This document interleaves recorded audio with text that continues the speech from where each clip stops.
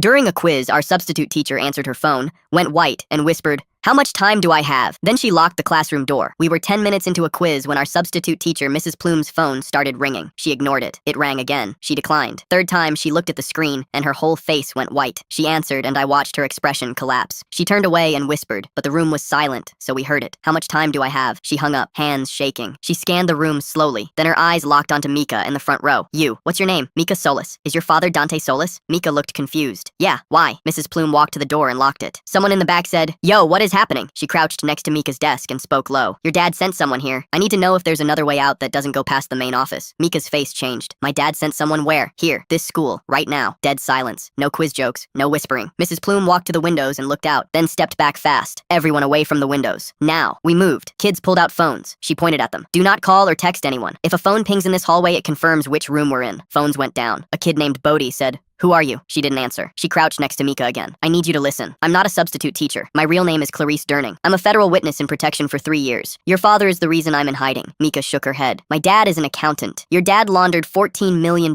for people who hurt others for a living. I testified against his partners. He's the only one who didn't go to prison because he cooperated. Last month, the deal fell apart. The people I testified against want me found. Your father told them where I am." Mika's eyes filled. "You're lying. I've been teaching here under a fake identity for 7 months. Someone recognized me at a gas station this morning. That phone call was my handler. They intercepted a communication. Someone is coming to this school and they're not coming for me. They're coming for you so they can use you to draw me out." She looked at Mika. "They're coming for you." The room stopped breathing. Body said, "Call the cops." She shook her head. "If I call, they lock the school down. Every door gets manned. The person coming can't get in quietly. If they can't get in quietly, they go loud. 400 kids in this building. I won't risk that." "Then what do we do?" She looked at the ceiling. "Maintenance access panel above the storage room. It leads to the roof." Body said, "You want us on the roof?" "I want Mika on the roof. With me. Everyone else stays." Door locked. Lights off. Silent. The class looked at each other. She looked at them one more time. "I've been your substitute for 4 months. I've graded your papers. I know your names. I'm asking you to trust me for 10 more minutes." Body stood first. Walked to the back and started moving boxes from the storage wall. Others followed. Cleared the path in under 2 minutes. Mrs. Plume climbed up, pushed the panel open, pulled herself through, reached down. Mika was crying. She looked at me. I was closest. I grabbed her hand and walked her to the opening. She climbed. Mrs. Plume pulled her through. Panel closed. Lights off. Door locked. We sat in the dark. Nobody spoke. 7 minutes later. Helicopter. Sirens. Boots in the hallway. A voice on the intercom. "All clear. Federal agents on site. A man was detained in the parking lot before entering the building. Remain in your classrooms." Body exhaled so loud it sounded like a balloon deflating. We never saw Mrs. Plume again. Mika was pulled out that afternoon. Family relocated. 2 weeks later, a postcard arrived at the school. No return address. Addressed to period 4 history. It said, "Thank you for the 10 minutes. You were the best class I never got to finish teaching." Body taped it to the wall above her desk. It's still there.